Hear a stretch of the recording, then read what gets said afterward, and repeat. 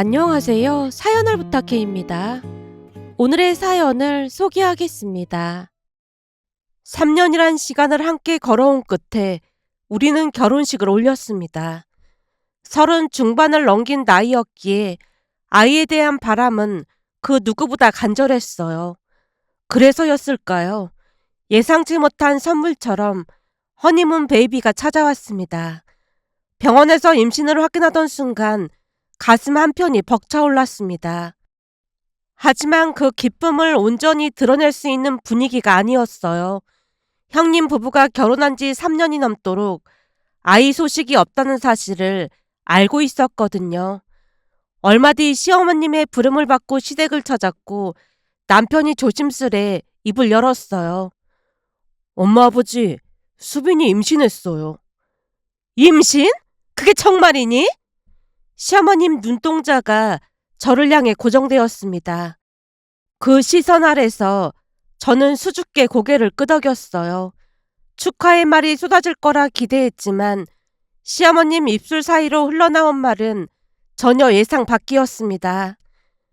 네 형님은 결혼한 지 3년이 넘도록 소식이 없어서 스트레스가 이만저만이 아닌 모양인데 니들은 벌써 애를 가졌다고? 니들한테는 이렇게 쉬운 일이 첫째네한테는 왜 그리도 힘든 일인지 모르겠다. 니들 애 가졌다고 하면 첫째가 스트레스 받을 수도 있으니까 절대로 입 밖에 꺼낼 생각도 하지 마라. 알겠니? 순간 귓가를 스치는 그 문장들이 비현실적으로 느껴졌습니다. 분명 축하받아야 할 소식인데 왜 그런 말을 들어야 하는 것일까? 가슴 한구석이 서늘하게 식어갔습니다. 결국 시아버님이 못마땅한 표정으로 입을 열었어요. 여보, 축하는 못해줄 망정이지. 손주 가진 며느리한테 그게 할 소리야? 내가 오직 답답함에 이러겠어. 니들이야 바로 애기 가져서 애 못 갖는 사람 심정을 잘 모르겠지만 그게 보통 스트레스 받는 일이 아니다. 물론 곧 배가 불러올 테니 첫째네한테 알리긴 하겠지만 너무 티내지 말라 그 말이야. 애를 갖고 싶어도 못 갖는 사람 심정이 오죽하겠어. 시어머님이 땅이 꺼지도록 깊은 한숨을 토해냈습니다. 그 한숨 소리가 고요한 거실에 무겁게 내려앉았어요. 서운함이 파도처럼 밀려왔지만 애써 그 감정을 삼켰습니다. 잠시 후 눈치를 살피다 조용히 자리에서 일어났습니다. 현관문을 나서는 발걸음이 무겁기만 했어요. 형님의 심정을 이해하려 노력했지만 가슴 한편에 자리한 서글픔은 쉽게 가시지 않았습니다. 그런데 얼마 뒤 휴대폰이 울려서 보니 시아버님이었습니다. 수빈아, 아버지가 돈 좀 보냈으니까 맛있는 거 사 먹으렴. 엄마가 그렇게 말한 건 첫째네가 걱정돼서 그런 거니까 마음에 담아두지 말고. 나도 옆에서 지켜보니 첫째네 스트레스가 이만저만이 아니긴 하더구나. 특히나 첫째가 나이도 많다 보니 더 조바심을 내는 것 같더구나.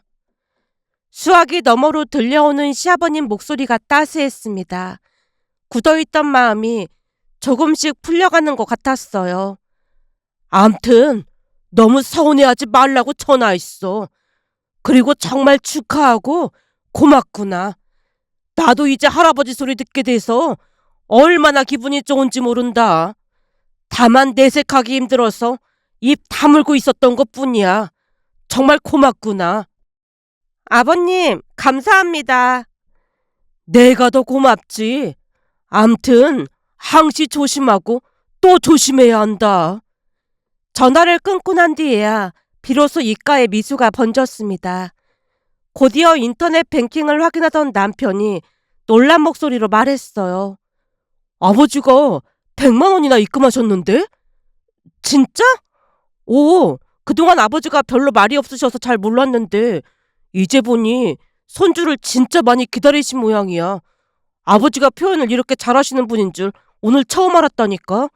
아버지 말처럼 형이랑 형수님 때문에 눈치가 보여서 그런 거니까 자기가 조금만 이해해줘. 그제야 서운했던 마음이 눈 녹듯 스르르 녹아내렸습니다. 그 이후로 형님을 만날 때마다 잔뜩 긴장한 채 마주해야 했습니다. 되도록 임신한 티를 내지 않으려 부단히 애를 썼어요. 배가 조금씩 불러오는 것조차 조심스러웠으니까요.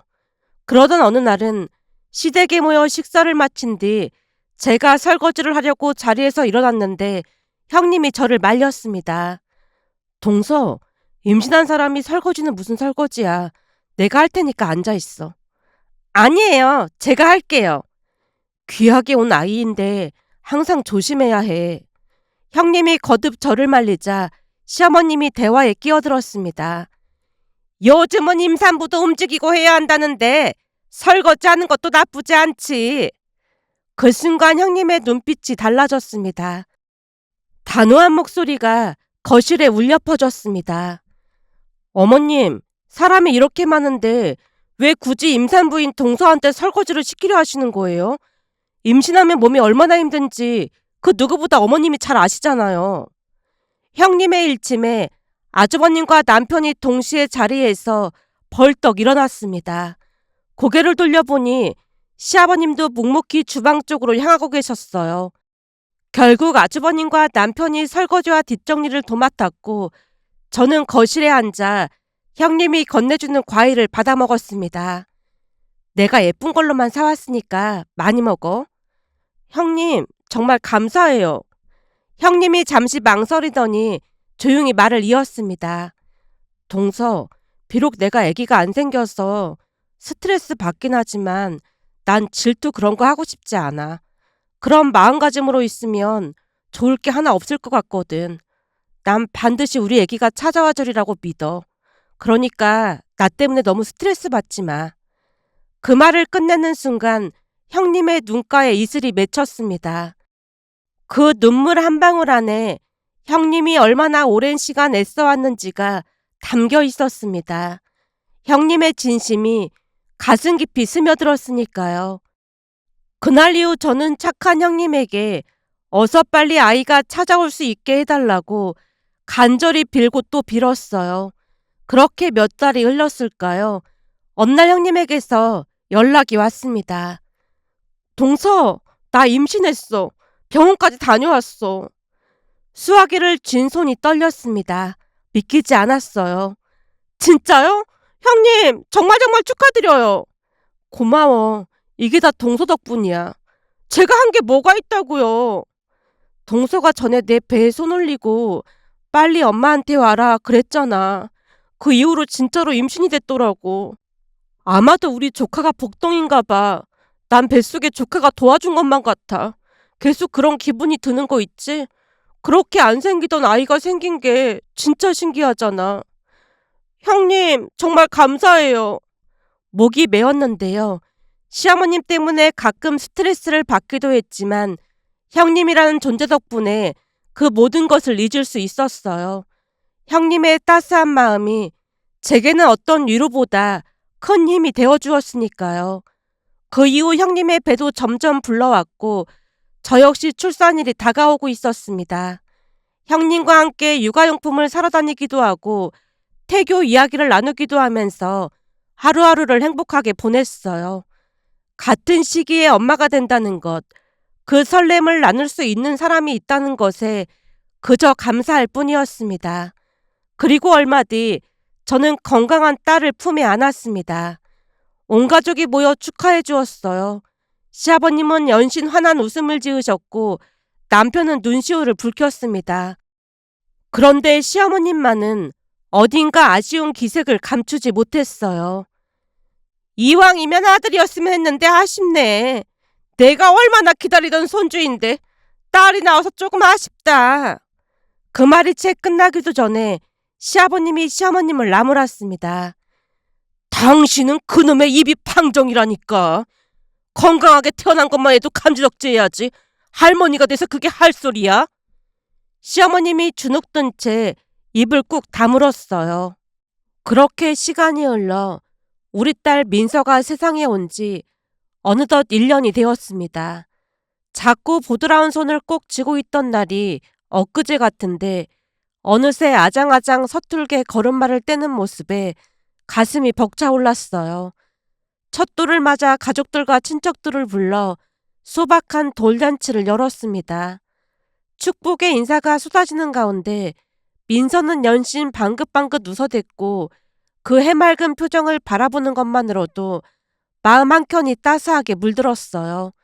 잠시 후 동생이 환한 얼굴로 다가왔습니다. 두 볼이 발그레하게 상기된 채 작은 상자 하나를 조심스레 내밀었어요. 하나뿐인 내 조카 민서야, 생일 축하해. 이건 이모가 특별히 부탁해서 만든 반지니까 잘 간직해야 해. 한마디로 세상에 하나밖에 없는 반지야. 정말? 역시 이모밖에 없네. 친구 부모님이 이런 일을 하셔서 특별히 부탁해서 만든 거야. 민서한테 추억이 될 만한 반지를 주고 싶었거든. 그럼 엄청 비싼 거 아니야? 하나뿐인 조카인데 그 정도도 못하겠어? 처제, 정말 고마워. 남편이 반색하며 상자를 건네받았습니다. 뚜껑을 여는 순간 눈이 휘둥그레질 수밖에 없었어요. 금빛 찬란한 반지 하나가 조명 아래서 영롱하게 빛나고 있었거든요. 와, 반지 엄청 특이하고 진짜 예쁘다. 반지를 가만히 들여다보니 표면을 따라 우아한 선들이 흐르듯 새겨져 있었습니다. 조명을 받자 마치 동화 속 공주의 보석처럼 은은한 광채를 뿜어냈어요. 세상에 단 하나뿐인 반지, 첫 조카의 첫 생일을 위해 동생이 얼마나 많은 정성을 쏟았을지 짐작이 가고도 남았습니다. 꼿꼿이 찡해지는 것을 느끼며 동생의 손을 꼭 잡았어요. 진짜 너무너무 감동이야. 잔치가 무르익고 어느덧 해가 뉘엿뉘엿 기울어갈 무렵이었습니다. 하객들이 하나둘 자리를 뜨기 시작할 때 시어머님이 불쑥 제 앞으로 다가오셨어요. 둘째야, 니들 정리하려면 바쁠 텐데 반지는 내가 보관해두마. 오늘같이 정신없을 때는 잃어버리기도 한다고 하더라고. 집에 잘 보관해뒀다가 돌려줄 테니까 나한테 맡기렴. 시어머님 말이 틀린 말은 아니었습니다. 이것저것 챙겨야 할 게 많아서 자칫하다가는 분실의 위험도 있었으니까요. 그러나 왠지 모르게 선뜻 내키지 않았다고 해야 할까요? 가슴 한구석에서 미세한 망설임이 피어올랐습니다. 어머님, 정 위험하면 제 동생한테 맡겨도 되거든요. 내가 가지고 있다가 잘 돌려줄게. 그래, 엄마한테 맡기자. 남편마저 시어머님 편을 드니 더 이상 거절하기가 난감해졌습니다. 그럼 잘 보관해 주세요. 당연하지. 내가 잘 보관해 둘 테니까 걱정하지 마렴. 시어머님이 민서의 돌반지들을 챙겨가는 뒷모습을 바라봤습니다. 왠지 모를 불안감이 가슴 한구석에 스며드는 것을 느꼈지만 그저 기우이길 바랐어요. 돌잔치가 끝난 뒤로는 둘 다 지쳐서 한동안 정신을 차릴 틈이 없었습니다. 밀린 집안일을 처리하고 민서를 돌보고 일상으로 돌아가느라 또다시 정신없는 나날을 보냈어요. 그러던 어느 날은 형님에게서 전화가 걸려왔습니다. 동서, 돌잔치 하느라 힘들었지? 네, 생각보다 챙길 게 많은 거 있죠. 아직도 정신이 하나도 없네요. 그럴 것 같아서 연락했어. 저기 다음 주에 아버님 생신이잖아. 아, 맞다. 곧 아버님 생신이죠. 깜빡하고 있었네요. 동서는 워낙 바빴으니까 그럴 수도 있지. 그래서 우리가 식당 예약해놨거든. 거기서 밥 먹으면서 생신 파티하면 될 것 같아. 정말 감사해요. 그날 선물 드리고 할 거니까 준비해서 와. 아무래도 돈으로 드리는 게 제일 낫지 않겠어? 그니깐요. 형님은 얼마 하실 거예요? 형님과 금액을 상의한 뒤 전화를 끊었는데요. 그때까지도 시어머님께 맡긴 금부치는 전혀 떠올리지 못하고 있었습니다. 시간이 흘러 시아버님 생신을 맞아 온 가족이 식당에 모였습니다. 다 함께 둘러앉아 즐거운 시간을 보냈어요. 시아버님이 환하게 웃는 모습에 덩달아 마음이 훈훈해졌습니다. 식사를 마친 뒤에는 시댁으로 자리를 옮겨 차를 마시며 담소를 나눴어요. 도란도란 이야기꽃을 피우던 중 그제야 문득 민서의 돌반지들이 떠올랐어요. 어머님, 온 김에 민서 돌반지 찾아갈게요. 그렇잖아도 주려고 잘 넣어뒀으니까 갈 때 가져가렴. 첫 손주 돌반지라 내가 보자기에 잘 싸서 보관해뒀어. 시어머님이 별다른 내색 없이 보자기에 쌓인 것을 건네주셨습니다. 고이 접힌 천이로 손을 얹으며 안도의 숨을 내쉬었어요. 괜한 걱정이었구나 싶었으니까요. 그런데 집에 돌아와 돌반지를 확인하던 순간 심장이 철렁 내려앉았습니다. 보자기를 펼치고 하나하나 꺼내어 확인해 보는데 왠지 반지 몇 개가 사라져 있는 것 같았거든요. 급한 마음에 반지를 전부 다시 확인하는데 손이 부들부들 떨려왔어요. 설마가 사람 잡는다더니 특히 동생이 정성껏 맞춰준 그 반지, 세상에 단 하나뿐이라던 그 반지가 어디에도 보이지 않았습니다. 자기야, 반지가 몇 개 없어진 것 같아. 동생이 준 반지도 없는 것 같아. 떨리는 목소리를 애써 가다듬었지만 불안은 숨길 수 없었어요. 남편도 난감한 표정을 지었습니다. 그럴 리가 있어. 반지가 없어진 거면 엄마가 빼돌린 거라는 말인 건데 만약 그게 아니라면 일이 복잡해질 수도 있는 문제잖아. 그러니까 다시 한번 확인해봐. 다른 건 몰라도 동생이 준 반지는 워낙 특이한 반지라 모를 수가 없잖아. 그러니까 자기가 어머님께 한번 여쭤봐줘. 알았어. 내가 나중에 한번 물어볼게. 그거 진짜 신경 써서 만든 거라고 하니까 꼭 좀 확인해줘. 다른 건 몰라도 그건 찾아야 하거든. 며칠이 지났고 남편이 시어머님께 여쭤보고 왔다며 무거운 표정으로 입을 열었어요. 반지 말이야. 엄마는 모르겠다는데? 그냥 돌잔치 날 가져간 그대로 우리한테 돌려준 거라는데? 가슴속에서 무엇인가가 부글부글 끓어올랐습니다. 억눌러도 억눌러지지 않는 분노가 목 끝까지 치밀어 올랐어요. 그럼 동생이 준 반지가 발에 달려서 어디로 갔단 말이야? 혹시 그날 잃어버린 거 아닐까? 설마 엄마가 손주 반지를 가져가셨을 리가 없잖아. 우리 엄마가 가끔 복장 터지게 하긴 하지만 그렇다고 손주 돌반지를 가지고 가실 정도는 아니시잖아. 남편의 말에 더 이상 따져 물을 수 없었습니다. 틀린 말은 아니었거든요. 그동안 시어머님의 말투에 문제가 있긴 했지만 그 외에는 큰 탈이 없었으니까요. 무엇보다도 함부로 단정 지을 수 없는 상황이었어요. 증거도 없이 의심만으로 시어머님을 몰아세울 순 없었으니까요. 결국 마음 한켠에 응어리를 묻어둔 채 시간을 흘려보냈습니다. 그렇게 시간이 지나 조카 현우의 돌잔치 날이 되었어요. 오랜 기다림 끝에 찾아온 생명이었기에 그 기쁨은 이루 말할 수 없었습니다. 돌잔치 내내 형님의 눈에는 눈물이 그렁그렁 맺혀 있었어요. 3년 넘게 마음을 졸이며 기다렸던 아이, 그 아이가 벌써 첫 생일을 맞이하다니 형님의 눈물 속에는 그 모든 시간의 무게가 담겨 있었습니다. 감동 가득한 돌잔치가 끝나고 시댁으로 자리를 옮겨 가족끼리 행복한 시간을 보냈습니다. 도란도란 이야기꽃이 피어나는 가운데 형님이 반지 하나를 꺼내들더니 신기하다는 듯 말을 꺼냈어요. 어머님, 이 반지 진짜 너무너무 예쁜 것 같아요. 어디서 사신 거예요? 예, 그건 니들만 보라고 했잖니. 시어머님이 다급한 얼굴로 황급히 돌반지에 손을 뻗었습니다. 그 바람에 형님이 반지를 놓쳤고 하필이면 그 반지가 또로르 굴러 제 앞에 멈춰섰어요. 저도 모르게 반지를 집어들었습니다. 그리고 그 순간 심장이 쿵하고 내려앉았어요. 표면을 따라 흐르는 우아한 선, 세상에 단 하나뿐이라던 반지, 동생이 친구 부모님께 특별히 부탁해서 만들었다던 바로 그 반지였습니다. 어찌나 놀랐던지 숨이 턱하고 막혀왔어요. 그 순간 시어머님이 다급히 반지를 낚아챘습니다.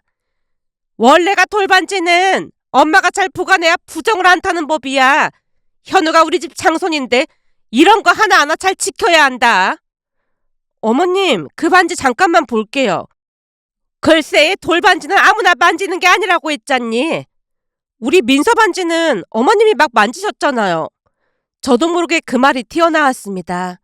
민서하고 똑같니? 현우는 우리 집 장손이잖니. 그러니 부정 타지 않게 조심하고 또 조심해야지. 여보, 갑자기 왜 그래? 제가 갑작스레 언성을 높이자 가족들의 시선이 일제히 저를 향했습니다. 시아버님도 아주버님도 남편도 어리둥절한 표정으로 저를 바라보고 있었어요. 그 자리에서 모든 걸 밝히고 싶었지만 입술을 굳게 닫아버렸습니다. 형님의 행복한 날을 망치고 싶지 않았거든요. 오랜 기다림 끝에 맞이한 조카의 첫 생일인데 그 자리를 아수라장으로 만들 순 없었습니다. 결국 저는 조용히 고개를 떨구고 말았어요. 분노가 차올랐음에도 차마 입 밖으로는 아무 말도 꺼낼 수 없었습니다. 그런데 곧 형님 입에서 충격적인 말이 새어나왔습니다. 어머님, 근데 반지 안쪽에 영어로 민서라고 적혀 있던데 민서랑 현우 이름을 헷갈리신 거예요? 아무래도 민서가 첫 손주다 보니 그러셨나 보네요. 순간 귀를 의심한 채 심장이 쿵쾅거리며 미친 듯이 뛰기 시작했어요. 형님, 지금 뭐라고 하셨어요? 저도 모르게 반응하고 말았습니다.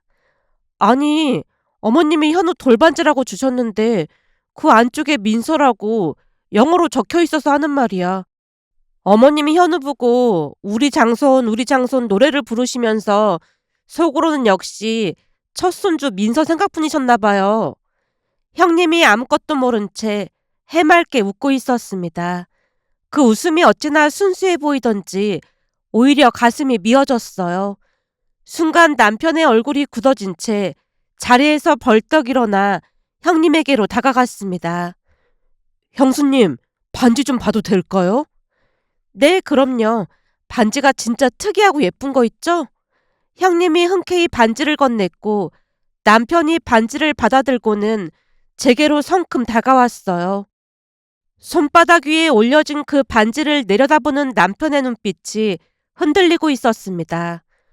자기야, 이거 처제가 준 반지 아니야? 자세히는 기억 안 나지만 그 반지 같은데? 저는 이미 알고 있었지만 선뜻 대답을 할 수 없었습니다. 제 대답 하나로 벌어질 일들이 머릿속에 또렷이 그려졌거든요. 그 자리가 아수라장으로 변할 모습과 형님의 상처, 시어머님과의 관계가 어떻게 달라질지까지 모든 것이 한순간에 스쳐 지나갔습니다. 제가 대답을 못한 채 머뭇거리고 있자 남편도 제 마음을 눈치챈 모양으로 급히 주머니에서 휴대폰을 꺼내 동생에게 전화를 걸었습니다. 처제, 그때 줬던 반지 말이야. 그래, 민서 돌반지 말이야. 거기에 민서 이름 영어로 적었어? 그렇지, 영어로 적었지. 남편이 동생과 통화하는 사이 시어머님이 허겁지겁 팔을 뻗어 통화를 막으려 했지만 남편과 시어머님의 키 차이가 많이 나다 보니 아무리 손을 뻗어도 닿을 리 만무했어요. 시어머님이 안간힘을 쓰며 펄쩍펄쩍 뛰는 모습이 어딘가 처량해 보이기까지 했습니다. 거실에 팽팽한 긴장감이 흘렀습니다.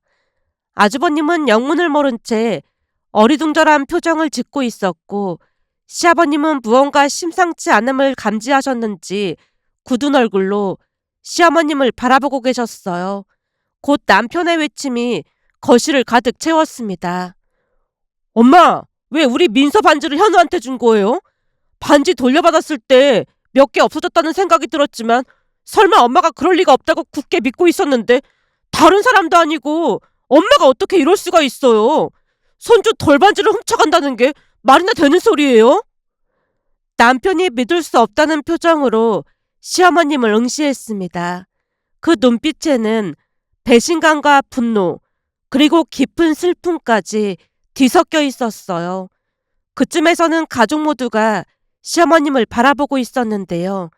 사방에서 쏟아지는 시선 앞에서 더 이상 거짓말이 통하지 않으리라는 걸 깨달으셨는지 시어머님이 고개를 푹 숙였습니다. 손주 돌반지 좋은 걸로 해주라고 내가 몇 번이나 말했는데 이게 다 무슨 소리야? 시아버님의 목소리가 낮게 깔렸습니다. 그 침착함 속에 분노가 꿈틀거리고 있었어요. 사실은 일이 좀 생기는 바람에. 일이라니, 무슨 일이 생겨? 그게 왜 그거 있잖아. 그 스펀지 사기인가 뭔가 그 사기를 당했어. 스펀지 사기가 뭐야? 얘들아, 스펀지 사기가 뭐냐? 요즘 신조어냐? 시아버님이 어리둥절한 표정으로 우리를 둘러봤습니다. 그때 남편이 눈을 커다랗게 뜨고 외쳤어요. 엄마, 혹시 폰지 사기 말하는 거예요? 나도 몰라. 자주 가던 미용실 원장이 은행 이자보다 10배나 많이 주는 곳이 있다고 하길래 거기다 돈을 맡겼는데 몇 달간은 꼬박꼬박 이자를 어마어마하게 주는 거야. 근데 어느 순간부터 갑자기 이자가 안 들어와서 확인해 보니까 소개해준 여자랑 돈을 맡겼던 건 모두 흔적도 없이 사라진 거야. 당신 미쳐도 보통 미친 게 아니구나. 시아버님의 목소리가 떨리고 있었습니다. 분노인지 허탈함인지 분간하기 어려웠어요. 그 바람에 나도 요즘 사는 게 아니었어. 그럼 작은형 손주 지갑 돌반지도 못 준 거야? 당신 대체 뭔 짓을 하고 다닌 거야? 그건 민서 돌반지 몇 개 빼돌린 걸로 줬어. 현우한테 준 반지에 민서 이름이 새겨져 있는 줄 알았으면 그걸 지아한테 줬어야 하는데 내가 영어를 모르니까 이름이 새겨져 있는지도 몰랐어. 이 사람아, 지금 그게 할 소리야? 몰라. 나도 집안에 보탬이 되고 싶어서 그랬던 거야. 내가 지금 얼마나 속이 상한 줄 알기나 해. 시어머님이 그 자리에 털썩 주저앉았고 어깨를 들썩이며 눈물을 쏟아내기 시작했어요. 알고 보니 시어머님이 폰지 사기를 당하는 바람에 그 모든 사단이 났던 거였습니다. 기가 막혀서 말이 나오지 않았어요.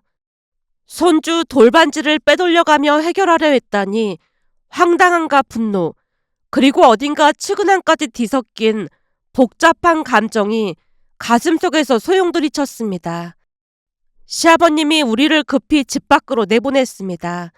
문이 닫히기 전 시어머님을 향해 무언가 말하는 낮은 목소리가 들려왔지만 끝까지 듣지는 못했어요. 그날 집에 도착하자마자 형님에게 전화를 걸었습니다. 수화기를 드는 손이 아직도 떨리고 있었어요. 형님, 오늘이 현우 돌잔치라 그냥 모른 척 하려고 했는데 일이 너무 커진 것 같아서 정말 죄송해요.